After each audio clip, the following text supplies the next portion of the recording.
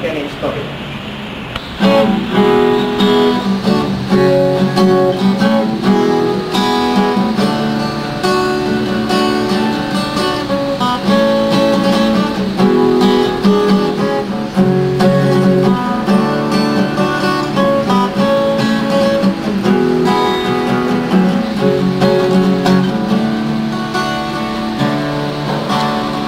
Nagpunang gabo sa sarong tanaw, naging hararong napakuman.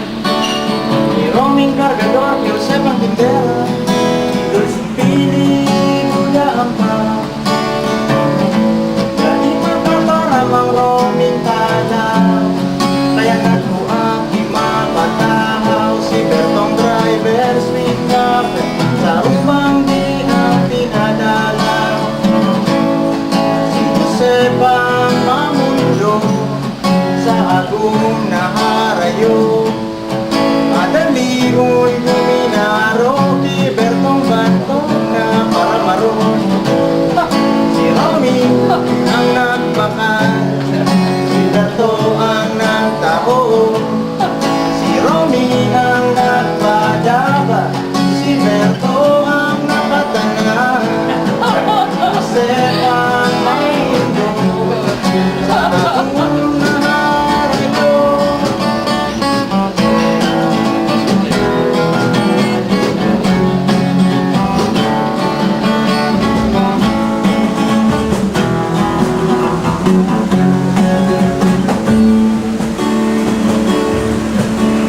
Aluy, bago naisihan ni Romy na siya palang tiglalansi, kang natuparan niya sudua, paluwas halin sa pag-iling isini.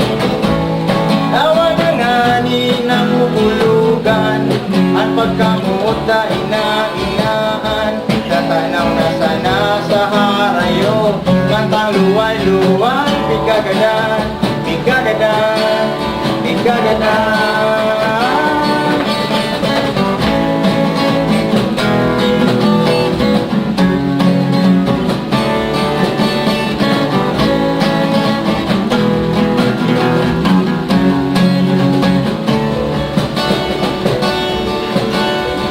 Kang natapos na susiram, si Bertong nandulan, paaklan.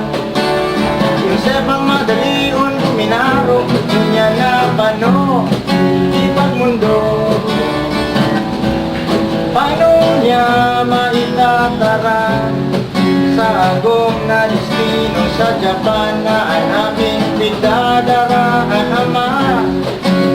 Bako man siya sa tubot na pag-isip ni Josefa, sarong alaw pinarayaan, supit tinda. Sa pinakatuman sa ikasulong iskalon, duman sa tindahan ng mga sirang mara.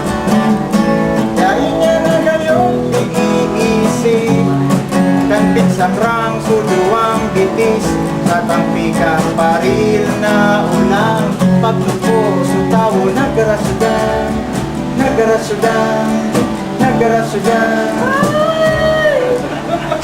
Ay,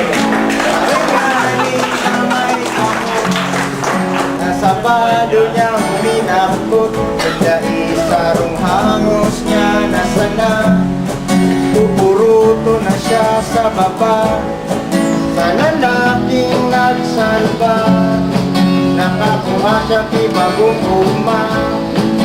Lalaki para salbar, si Romy walang iba.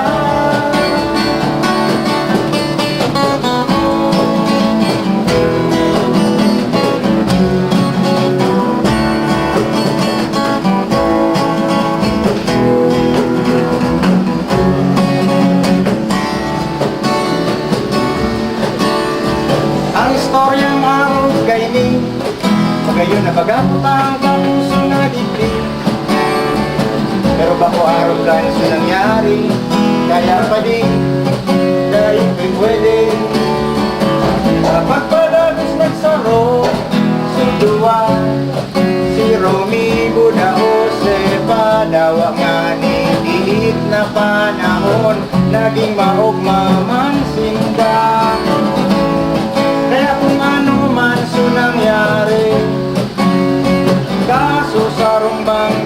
kanso agong ni Josefa, biglang naghuling dahil paisip. Ini ang istorya, kahalipot na buhay ni Robin, mula ni Josefa sa pagkamuot nila. Ini ang istorya ng halipot na buhay ni Robin, sa pagkamuot niya ni Josefa Tindera. Masasabi ta daw na inisa lang na ang pagpadaban na bang tama. Masasabi ta daw na inisa lang na ang pagpadaban na bang tama. Masasabi ta daw na inisa lang.